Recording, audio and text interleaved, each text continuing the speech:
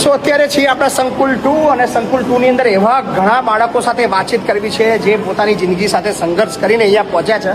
સો મારી પાસે 2-3 બાળકો છે. શું નામ બેટા તારું? ફેનિલ. ફેનિલ. આખું નામ? દંતાણી ફેનિલ અમૃતભાઈ. દંતાણી ફેનિલ અમૃતભાઈ. તારા મમ્મી પપ્પા કોઈ નહીં? ના. શું થયું હતું બેટા? મારા પપ્પા મને નહીં ખબર. મારા મમ્મી ઓપરેશન કરાવ્યું ને તો ઓફ થઈ ગયા. અને પપ્પા? મને નાનો હતો ને એટલે ક્યારે ઓફ થઈ ગયા હતા? તો કોની જોડે હતો તું બેટા? મારી માસી જોડે. માસી જોડે હતો. અચ્છા. તારું નામ બેટા? મારું નામ માહિર ગિરીશ પરમાર. માહિર ગિરીશ પરમાર. માહિર ગિરીશ પરમાર. કઈ શું બેટા તું? હું અમદાવાદમાં. અમદાવાદનું? તારું કોણ નથી? બે નહીં. શું થયું તું તારે? મારા મમ્મીને કેન્સર હતું ને તે ઓપરેશન કરાવ્યું હતું તારે ઓફ થઈ ગયા હતા. મારા પપ્પા લોકો મને નહીં બોલાવતા એટલે કોઈ રાખતું નહીં મને. પપ્પા બોલાવતા જ નહીં? તાપા કઈ ગયા? એ અહીં રહે એટલા જ રહે એમની જોડે. અચ્છા, બોલાવતા જ નહીં તને? નહીં બોલાવતા. કોના જોડે જતો તું બેટા? હું મારી માસી જોડે રહું. ઓકે. તારું નામ બેટા?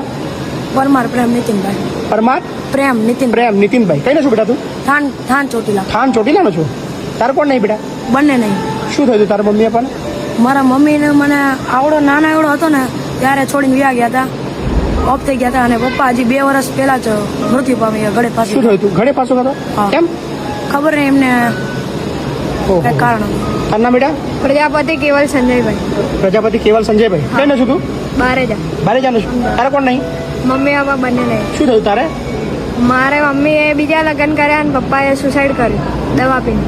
દવા પીધી. કોને પપ્પાને કેટલા જણ છે? પપ્પાને યાદ ઊંચો કરો. તારા બધા પપ્પા નહીં કોઈ? તારા પપ્પાને શું થયું હતું? મારા પપ્પા હાથ ઊંચો રાખવામાં ખબર પડે.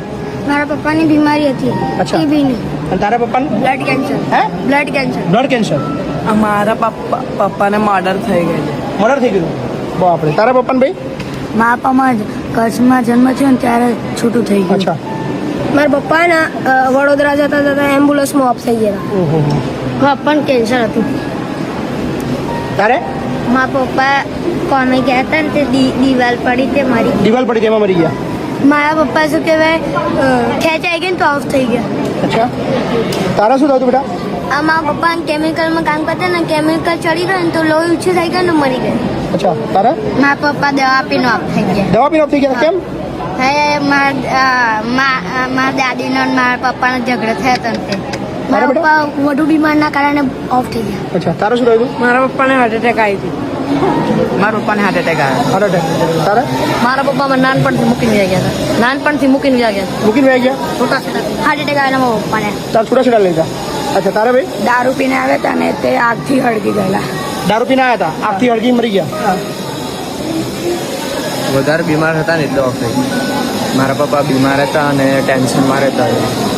પપ્પાએ ફાંસી ખાઈ લીધી ને મમ્મી મરી ફાંસી ખાઈ લીધી અને મમ્મી ભાગી ગઈ. મમ્મી ભાગી ગઈ? અરે બાપરે. પપ્પા બહુ બીમાર હતા.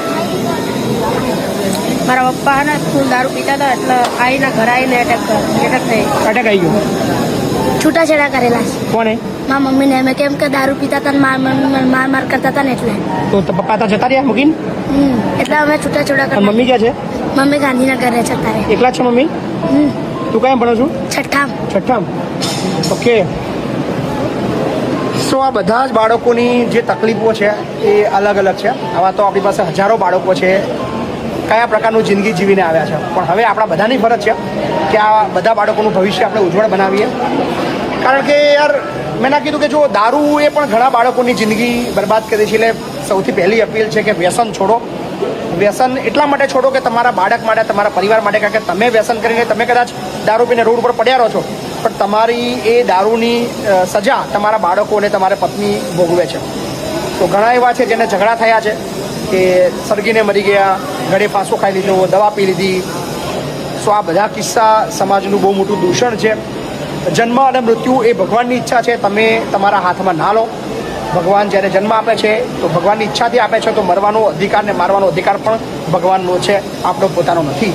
સો આ બધા જ બાળકો એક મેસેજ છે કે તમે તો દુનિયા છોડીને જતા રહો છો પણ આવા તમારા બાળકોની પણ પરિસ્થિતિ ના થાય એ માટે ખાસ આ વિડીયો છે. એ લોકો સુધી પહોંચાડજો જે લોકો ઝઘડો કરે છે, જે લોકો પોતાના બાળકની પરવા નથી કરતા, છૂટાછેડા લઈ લે છે અને વોટ જે પણ ઘટના બને છે ત્યારબાદ પરિસ્થિતિ આખી વિપરીત તમારા બાળકની થાય છે. સો વિડીયોને શેર કરજો અને ખાસ અપીલ છે શાંતિથી રહો, તમારા બાળકની કેર કરો, તમારા બાળક માટે ચિંતા કરો. કારણ કે તમારા ગયા પછી તમારું બાળક નિરાધાર ના થાય એની જવાબદારી પણ તમારી છે કારણ કે એને દુનિયામાં લાવનારા તમે છો એ એમને નથી આવ્યો થેન્ક યુ